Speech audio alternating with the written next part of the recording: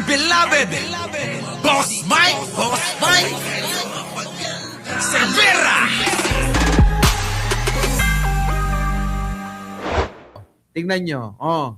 Ayan na. And R. Marcos Jr. Hmm.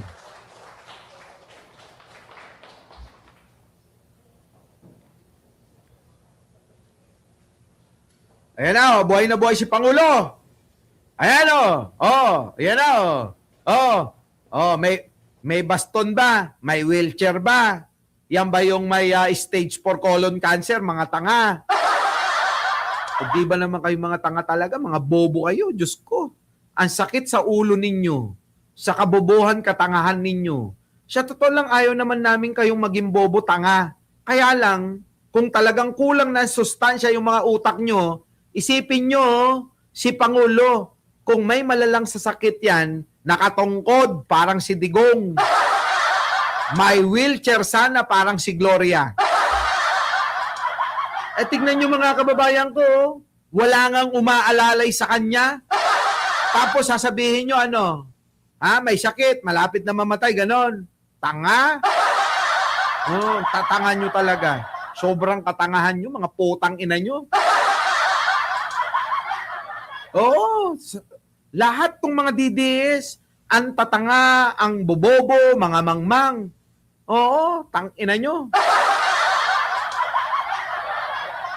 Please, first of all, welcome to Malacanang for this oath-taking ceremony of the vice mayors. Kita nyo, yan yung sinasabi ni Atty. Claire. Ano ngayon? Hindi na kayo nahiya. Nahihiya pa ba kayo sa mga pamilya nyo? Putik na yun, baka naman buong pamilya nyo, parehas nyo. Kung parehas nyo, yung buong pamilya nyo, puta manalangin na kayo. Sabihin ninyo, Lord, sana ang pamilya nyo ay mabaog na para hindi na madagdagan ang lahi ng mga bobo, tanga at mangmang. Di ba, no? Dapat ganun ang ipanalangin nyo araw-araw.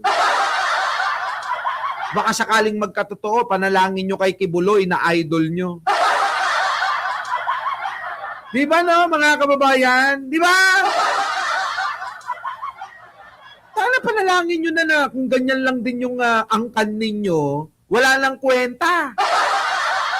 Kayo yung mga nandadamay, kaya naghihirap ang bayan. Kayo ang dahilan, yung kamangmangan, kabobohan ninyo, yung angkan nyo.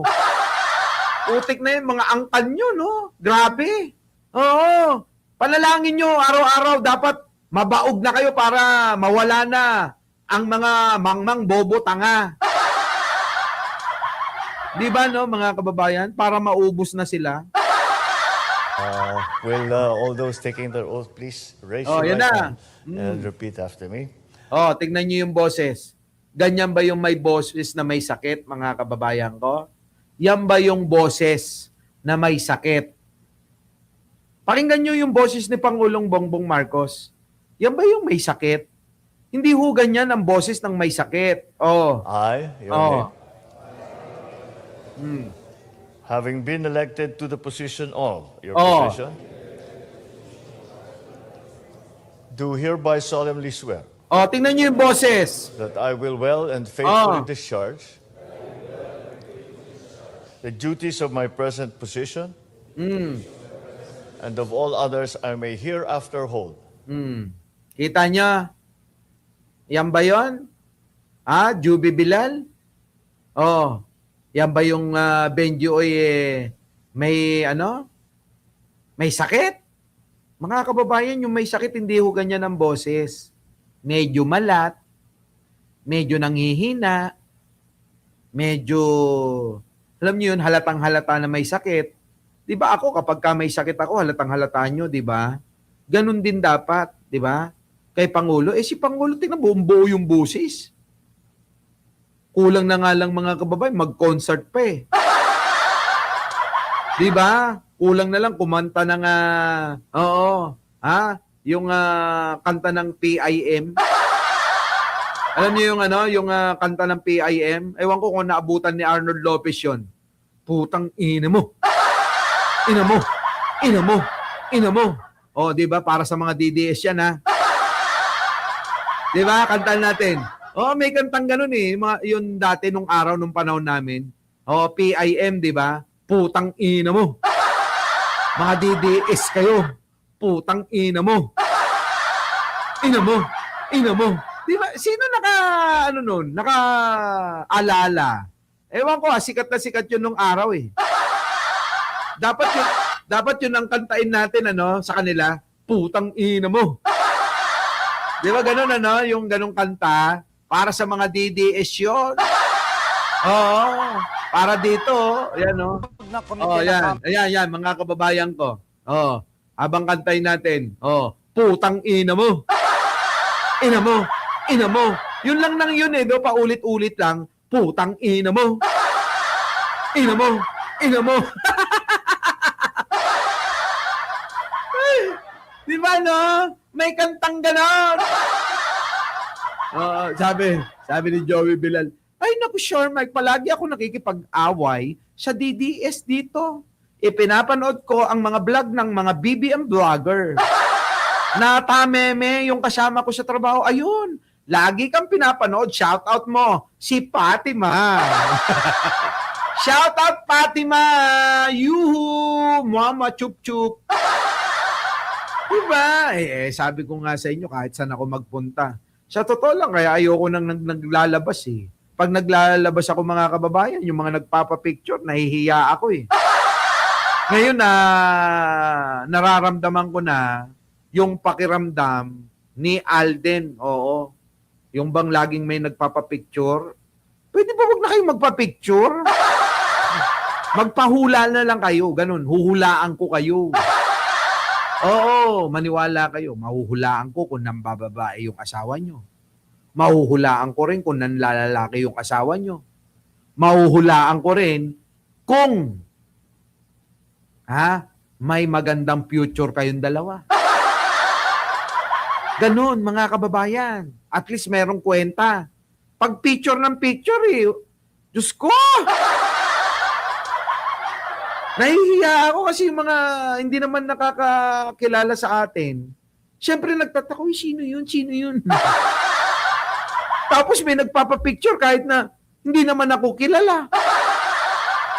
Kasi daw, kuya, pa-picture din ako. Kilala mo ba ako? Hindi, kasi maraming nagpapapicture sa'yo, magpapapicture na rin ako. Tao pa ko ha! Sakit sa ulo, no? Di ba Simon pa, Simon Pabrero? Oo! Ang sakit sa ulo, tatanungin ko, kilala mo ba ako? Ganon, nanonood ka ba sa akin? Hindi kuya, ang dami kasing nagpapapicture, magpapapicture na din ako. Ayop na yan mga kababayan ko. Oo. Meron pa nga sana mapanood Kasi mga kababayan, meron ho akong binibenta. Hindi ko naman binibenta eh. Meron akong property diyan sa may Bulacan. Mga kababayan ko, yung ahente. Abay, kilala pala ako. Ako naman kasi, direct to the point ako eh. Ayoko na maraming paligoy-ligoy. Sabi ko, gusto kong presyo, ganito. Kung ayaw nyo, iwan nyo. Take it or leave it. Ganun lang ako kasi. Ayoko na maraming kwentuhan. Oo, lalo na sa mga bentahan, yung tawaran, meron pang padrama, meron pang mga kababayan paawa. Yung mga ganun, ayaw na ayaw ko yung eksena na ganun. Di ba mga kababayan, ganun yung mga yung mga buyer minsan. Diyos ko, share, kasi ang layo pa ng pinanggalingan ko. Tsaka ang mahal-mahal ng gasolina. Share, tawad na natin yung pati pang gasolina. Puting na bisit ako. Putang na, pumunta ka pa rito. Diba? Ayun mga kababayan. Lagi akong nanonood ng Bingador Boss Mike. Ayun. Diba, mga kababayan? Ganun, ayoko talaga, promise. Ako ho yung tao na yung presyo, kung may ibebenta ko, yung alam ko na parehas, para wala nang tawar-tawaran. Tatawad pa kasi share, nagme-maintenance. So, tawad ko na yung pati ba naman pa-maintenance? Di ba? Sa totoo lang. Sabi ko, teka sa totoo lang, hindi ko naman yan binibenta. Oo. Pero hindi naman sila. Hindi ko sinasabing sila yun Meron lang talaga kasi nung araw nagba-buy and sell ako ng mga sasakyan. Oo. Putang ina, sabing gano'n, no? Sa mga nagba-buy and sell, naku, Diyos ko po. Kulang na lang mga kababayan, yung mga pangangailangan nila ng pamilya nila, itatawad nila sa sasakyan buti pa dito, no? Okay naman, nakilala ko. Sabi, oy, naku, sabi ko, sorry sa inyo, ganyan talaga ako Kasi ako, ganun lang dapat. Kung ayaw, ayaw. Kung gusto, gusto. Basta ibibigay ko yung gusto kong presyo. Halimbawa, 5 milyon yan. 5 milyon, kunin nyo na. Hindi na kayo talo dyan. Dahil ang lupa, tataas naman yung value. At saka kung kailangan nyo naman, dahil katabi nyo yung lote, wag na kayo magtipid. Wag na kayo magkuripot, di ba, mga kababayan? Ganon. Di ba? Sige, tuloy. Ito na, mga kababayan ko. Tigilan na natin yan. Butatan na yung mga DDS. Lagot. Ngayon, mga kababayan, tuloy na ang impeachment trial ni Sara Duterte.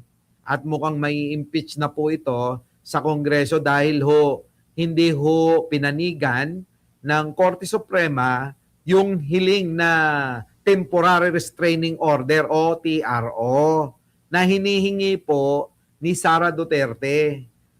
Kasi nga mga kababayan, maraming nagsasabi na pilit nila na ito ay pinipigilan yung pong hearing.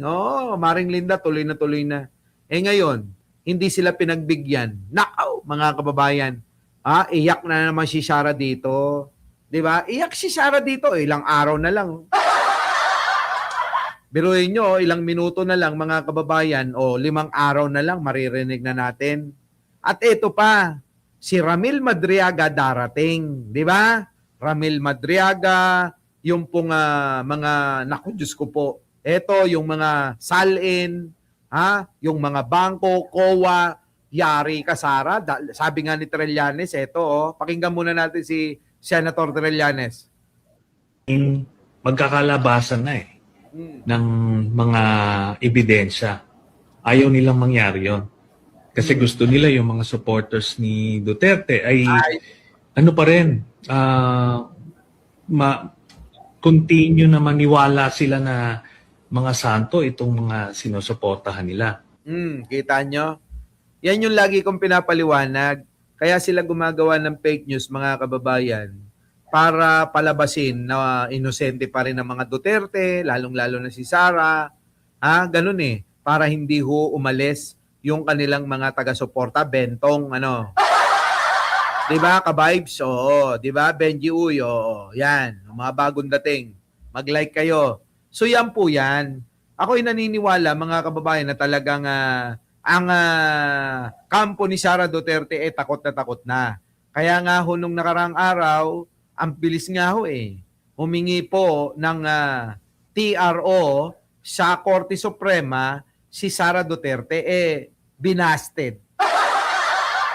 Kaya nga sabi nung ni Kaperse, ito, Ang Vice President nagipit sa Supreme Court talaga kumakapit. Confirm, wala talaga siyang balak harapin itong kaso na kinahaharap niya ngayon dito sa impeachment sa House of Representatives. Alam natin na talagang desperado na sila, natatakot na lumabas ang ebidensya, natatakot na lumabas ang katotohanan. Kasi alam ni VP Sara, paglabas ng ebidensya, wala na siyang takas. patay. How will this affect the April 14 hearing? Well, sana wala itong epekto doon sa proseso natin dito sa House of Representatives. Dahil ito, isang constitutional mandate na dapat natin gawin at dapat natin ginagawa. Habang ginagawa natin, iba pang mahalagang trabaho na tugunan ang problema ng ating mga kababayan. Have you read the petition po filed by the VP Sara Camp? And how confident are you that the SC will jump this petition?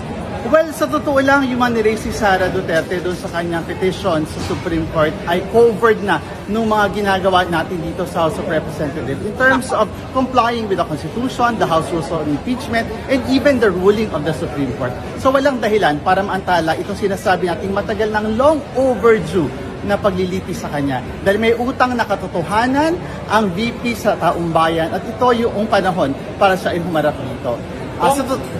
Sir, hindi po kayo nangangamba kasi yung isa sa mga ginamit yung arguments ulit is yung violation dun sa one-year bar, which was the reference at the Supreme Court bakit naging unconstitutional yung first impeachment. So, Yun na naman, no? Paulit-ulit na lang yung 1-year bar. Di ba mga kababayan, ginamit na eh. Wala na ho, mga kababayan, tuloy na yan. Kaya totoo naman yung sinasabi na talagang takot na takot kasi eto na nga, sabi nga ni Sentry ay eto, di ba? Magkakalabasan na ng mga ebidensya. Nako! Ayaw nilang mangyari yon. Nako! Kasi gusto nila yung mga supporters ni Duterte ay ano pa rin, continue na maniwala sila na mga santo itong mga sinusuportahan nila. Oh, 'di ba? Akala nila mga santo eh. Oh, 'di ba? Takot siya, akala ko matapang siya. Wala! Pare-pare siya mga Duterte, puro salita lang matapang. Tingnan niyo si Baste, hinamon-hamon si General Torre. Hindi naman pala kakasa. Kung suntukan lang mga kababayan, tutumba talaga si Baste eh. Tingnan niyo naman si Baste eh. Ano ba laman ng muscle nun? Puro usok. 'Di ba? Kakasungap. 'Di ba? Puro usok ko eh. Kakasungap ng kung ano-anong chemical eh. Si General Torre, walang bisyo, hindi naninigarilyo. Talagang masil na masil eh. Kaya ho nanginig si Baste. Oh. Tingnan nyo si Pulong. Sabi dadalo sa ICI para magpaimbestiga. Pumunta ba? Takot! Pero sa kanya galing mismo na dadalo. Pero hindi naman tumuloy. Ganun si Digong, ganun din. Ang daming mga hamon-hamon pa na debate daw sila ni Carpio pero ang pinapadalo si Harry Roque. Hindi naman kasi labanan ng piluka eh. 'Di ba? Labanan ng utak eh. Pero ang pinapadala yung si Harry Roque na piluka. Gusto yata makipagtagi siya ng piluka kay kay Carpio.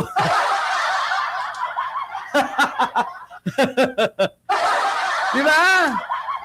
Eto na ngayon mga kababayan ko. Pasok. Impeachment hearing ni Eto na mga kababayan ang kinatatakutan nila.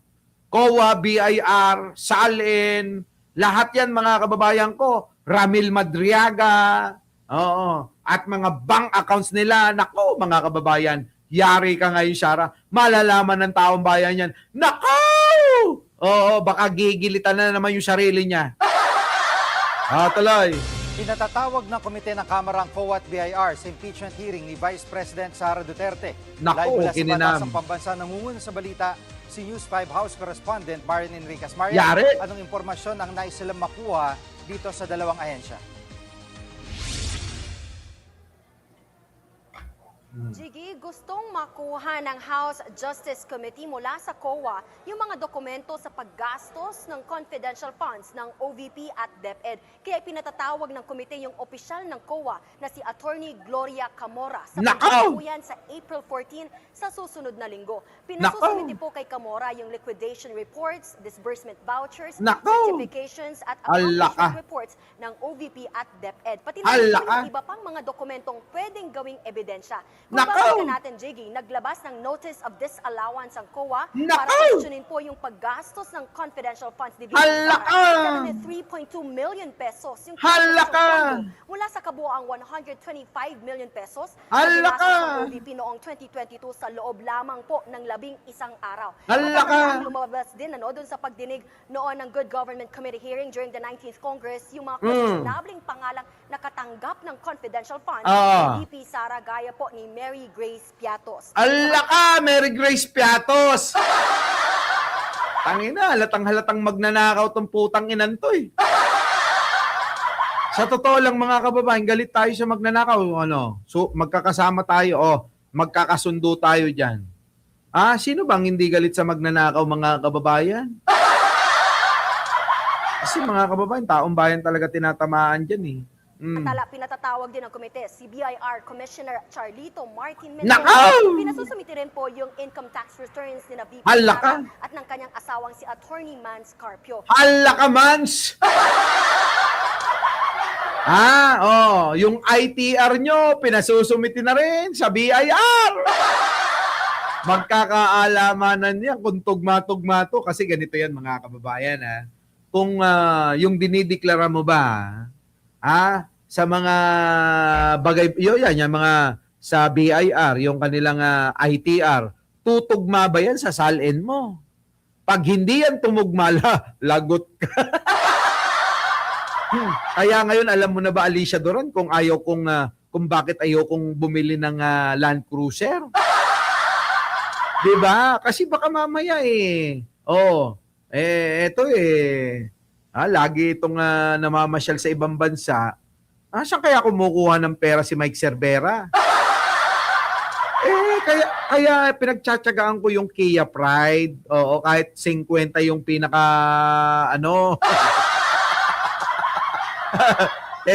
diba, 50 lang yung top na speed niya. 50 km per hour, mga kababayan, ang top speed ng Kia Pride ko. Tingnan nyo, mga kababayan, paano na ngayon ito? Kailangan niya magtugma-tugma lahat, Maring George. Eto, pustahan tayo, hindi yan tutugma. Sino? Sino ang naniniwala na magiging tugma yung pinasangsalin ni Sara sa binabayaran niya bilang tax niya, yung sa ITR niya? Sige nga ho, kayo mga kababayan ko, naniniwala ba kayo? Hindi. Sa mga naniniwala na hindi tugma, press 1. Sa mga hindi naniniwala, na magtutugma, naniniwala na tugma, press 2. Hindi naniniwalang hindi tugma, press 1. Dali, mag-press kayo dyan. Sabi dito, ang Kuwan Takrot, politician ka ba? Gusto ko nga ang Kuwan Takrot pero ayoko nga nang nache-check yung salin. Negosyante ko, meron akong small vendor lang ako. Di ba? Ayan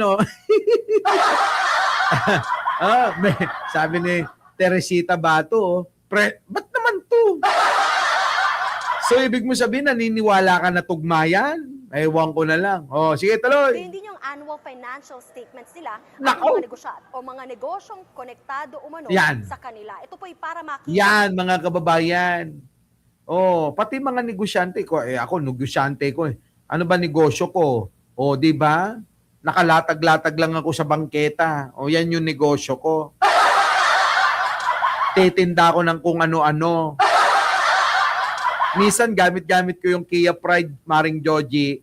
Nakalagay doon, leche plan, chicharon. 300 ng kakanin, ganun, yung karga ng Kia Pride ko. Diba? Yun yung negosyo, mga kababayan ko. Leche plan, magkano? 60 lang.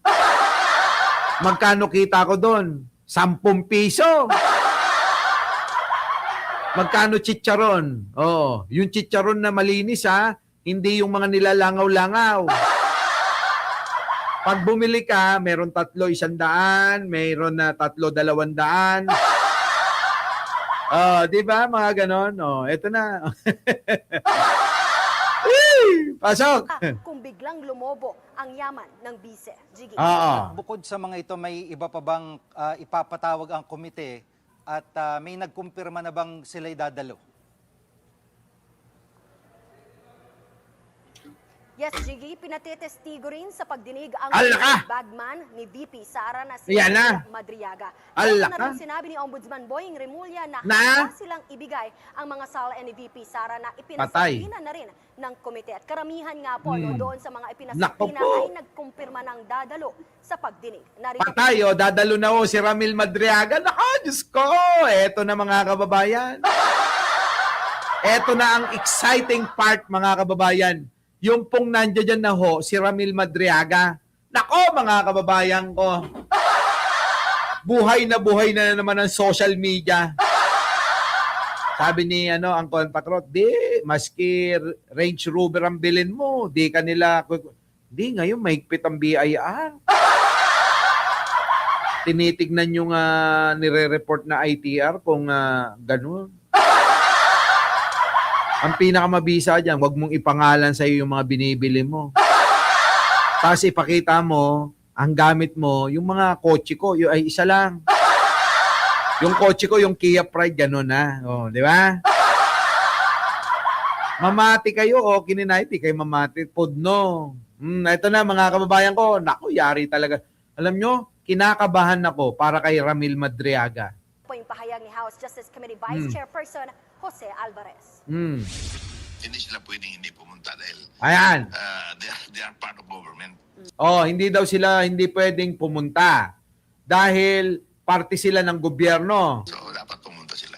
Dapat pumunta sila. Madriaga, of course, because he is in detention. Oh, lalong-lalo na daw si Madriaga. Oh. Dali kang ipatawag. Oh, madali lang daw ipatawag dahil nakakulong. Basta magkasakit siya na hindi siya makalakad or bedridden siya or he has infectious diseases na kailangan may certification yung doktor. So walang dahilan, mga kababayan. Si Ramil Madriaga mukhang gigil na gigil mag-testify ito. Kung inyo maalala, ang dami na nilang pamamaraan ng pagpipigil. Una ho yung suhol. Ang daming sinusuhol daw ni Sara dyan. Di ba? Meron pa nga yung sky's the limit. Nung hindi makuha sa 500 million, ginawang 1 billion. Nung hindi pa rin mapapayag si Ramil Madriaga, ayaw mo ng 1 billion, sky's the limit. Name your price. Grabe, no, mga kababayan, name your price. Kung hinyan mo ng kahit 50 billion siguro, magbibigay si Sara. Kita nyo naman yung mga ninakaw nila, di ba? Sandamakmak eh. Di ba? Kinakabahan ka rin ba? Nako, Diyos ko po. Jiggy, sa April 14, 22 at 29, muling gugulong ang impeachment hearing ni Vice President Sara Duterte. Dito tutukuyin ng komite kung may sapat na basehan o sufficient grounds para umusad pa nga ang mga reklamong impeachment laban sa bise. Nauna nang umalma ang kampo ni VP Sara sa pagdinig. Pinuna po nila yung pagtawag ng mini trial sa ginagawang pagdinig na labag umano sa batas. Nako, wala na yan. Yan na nga yun eh. Yung labag daw na naman sa batas, yung ginagawang hearing tulad ng ginawa nila nung una. Sabi rito, makapaghanda na ng mani at popcorn. Uy, Teresita Tan, bumili ka nung nilagang mani. Doon sa may Balintawak marami. 1 limon, 1 salop. Yun, lutuin mo. Lagyan mo ng maraming asin. Tapos, kapag nalaga na, ibilad mo. Di ba? Ibilad mo. Kasi nung araw, meron dyan yung mga, mga bata pa, yung mura pa na mani, ginagawa, tawag sa amin, maning kapit. Sino nakakaalam nun? Yung maning kapit. Oo. Sino? Di ba, big boy? Big boy, kapag nakakita mo ko, nakasalubong mo ko, at may suot akong salamin, hingin mo, bibigay ko sa iyo. Oo. Di ba, no? Yung maning kapit, Maring Joji, ibang mani yun. Yung kapit na kapit, ibang mani yun. Yung maning kapit, yung nilaga, tapos binibilad, ganun. Di ba? Ganun ang gawin mo. Sana may kabyar daw, sabi ni Manong Ramil. Gusto mo, padalang kita ron eh. Di ba? Grabe, no, mga nga, maning kapit. Nako, itanong nyo sa mga Ilocano. Ano sabi rito? Sa bise. Nauna nang umalma ang kampo ni VP Sara sa pagdinig. Pinuna po nila yung pagtawag ng mini trial sa ginagawang pagdinig na labag umano sa batas. Yan ang text. Dito Kita nyo, labag daw sa batas. Ayun, kaya pumunta ng Korte Suprema. Alex Kitty R, kapag nakita mo ko, edi hingin mo. sabi ko naman sa inyo, alam nyo kayo, mahina kayo eh. Kapag ka nakita nyo ako, sabi ko sa inyo, di ba, kung anong suot kong relo, pag hiningi nyo, bibigay ko. Ewan ko sa inyo, inuunan nyo, pa-picture-picture, alam, ipaalala ko sa inyo, yung relo ko, hindi mo hihingiin. Tao pa ko ha! Alam ka naman, ipaalala ko yun. Alam nyo na, mga kababayan ko, kapag ka nakita nyo ako, kung may suot akong salamin, hingin nyo, bibigay ko. Kung may suot akong relo, at hiningin nyo, ibibigay ko. O, kita nyo? Our beloved Boss Mike Severa.